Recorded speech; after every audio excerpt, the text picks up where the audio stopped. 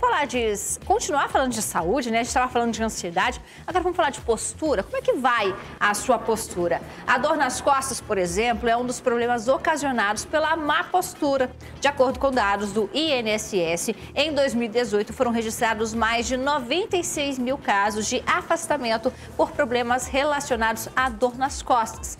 Então, para a gente entender um pouquinho sobre este assunto, como devemos cuidar da nossa postura, a gente conversa agora com o Ozzy Deik, que é fisioterapeuta especialista em reabilitação ortopédica e traumatológica e que é muito bem-vindo aqui no nosso programa, já que é para dar boas dicas de qualidade de vida. Tudo bem? Seja bem-vindo. Muito obrigado. Hoje a gente vem aqui falar, então, um pouquinho sobre postura. E esse conceito de postura é muito amplo. Muitas pessoas têm conceitos diferentes do que é postura. E agora a gente vai mostrar algumas situações em que nessas posturas levam o colaborador de determinadas empresas ao afastamento por conta de lesões por esforço repetitivo ou até as doenças ocupacionais causadas por conta da postura. Para a gente falar do conceito de postura, então.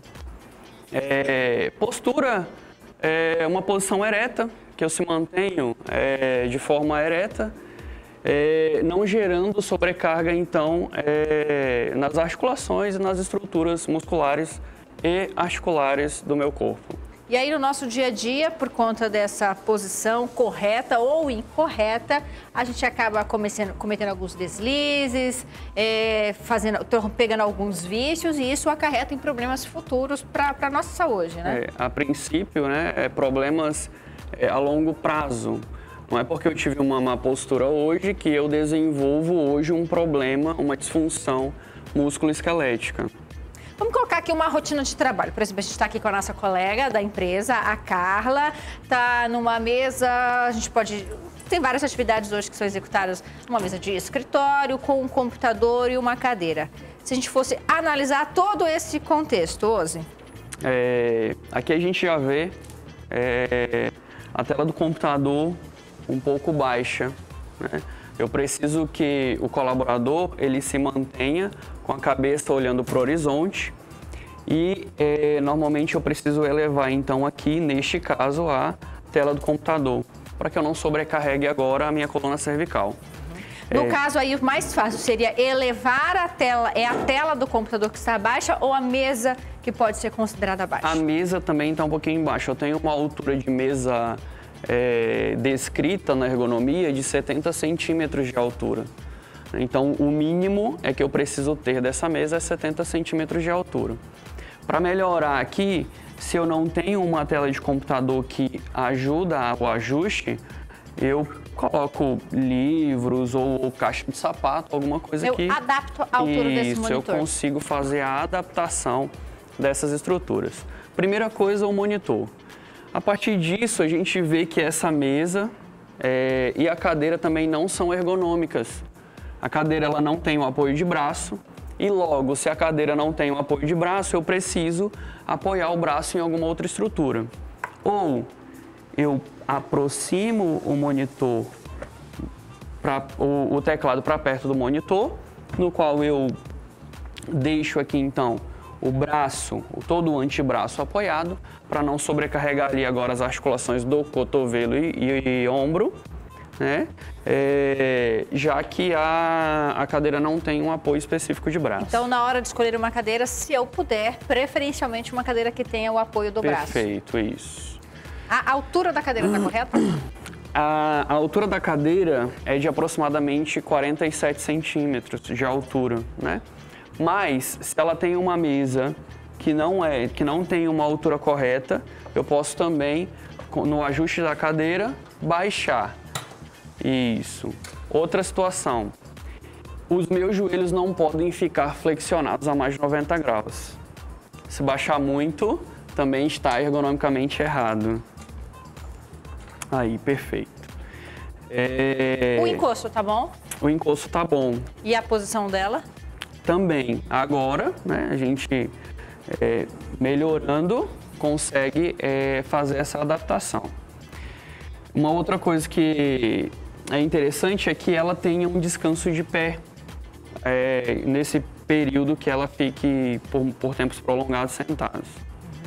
É bom fazer uma variação de levantar um pouquinho para esticar, para alongar, Perfeito. dar esse intervalo?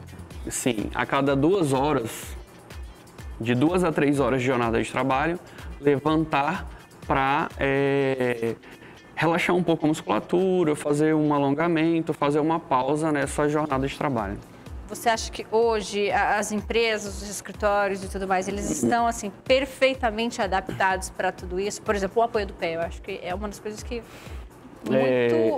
quase a gente não vê, né? Então, eu trabalho nessa área de ginástica laboral, né? Presto esse serviço para algumas empresas aqui em Porto Velho. E algumas empresas hoje estão adaptadas, outras não. Então, eu recebo também muito paciente com afastamento por conta de lesão por esforço repetitivo, por lesão ocupacional, de fato. A gente tem também aí em casa, né, muitas telespectadores que ficam responsáveis pela limpeza da casa, né, pelo dia a dia, pela rotina. Temos aqui, vou até pegar todos os modelos para a gente comentar o que está certo, o que está errado. Na hora da limpeza da minha casa. Bom, aqui a gente vê uma vassoura que ela tem um cabo que a gente não costuma encontrar nos mercados, né? Então é um cabo um pouco mais alongado. Este cabo está ergonomicamente correto, porque eu não preciso fazer uma flexão de tronco para varrer. Principalmente pessoas mais altas como nós dois. Perfeito. Então nessa vassoura eu consigo varrer a casa, né, com o cabo da vassoura ergonômica. Então, o movimento ele nunca pode ser assim. Isso, levando o tronco para frente. Eu preciso estar sempre ereto. Este, por exemplo, estaria bom para minha altura. Estaria bom também. Certo. E neste caso aqui, já não estaria o recomendado. Na realidade, esse aqui, como tem cabinho, esse aqui eu consigo também permanecer na postura. Agora, se eu tivesse uma pazinha de mão, sem que tivesse o cabo, eu precisaria me abaixar para juntar o lixo. E aí é nesse abaixar que a gente também precisa tomar determinados cuidados. Outro item aí que faz parte da rotina de limpeza e que já pega aí no ponto de abaixar o balde. Exato. Quando eu vou molhar o pano para colocar no rodo ou pegar o balde do chão, eu também não posso fazer, né? Não é recomendado que eu faça esse movimento de levar o tronco para frente para pegar esse balde no chão. A gente recomenda, então, nessas determinadas situações, que eu flexione o joelho, utilize o pano, molhe o pano, coloque no rodo e levante fazendo a força nos... Jamais fazer isso. Jamais fazer essa posição. Correto. Tudo isso evita problemas futuros. Evita problemas futuros. E pode melhorar, inclusive, se a empresa ela se adapta, se ela melhora toda essa estrutura para o seu colaborador, vai influenciar diretamente na produtividade. Com certeza. Né? Eu tenho menos colaborador afastado, eu tenho menos colaborador com doença ocupacional. Isso também diminui o número de processos do colaborador em relação à própria empresa, né? Gente, muito legal realmente esse assunto, né? Falar de qualidade de vida, falar de hábitos que você pode tomar aí em casa, hábitos preventivos. Vamos deixar seu contato para o pessoal de casa, quem quiser conhecer seu trabalho, pode ser? Meu telefone é 984396339 e eu também estou lá no Instagram, osideiquelorensato.fisio, só no Instagram mesmo. Tá aqui na tela, então, para você que quiser conhecer o trabalho Perfeito. dele. A gente agradece mais uma vez a sua participação. Obrigado, Obrigada. Viu só, Luana? São dicas aí para você.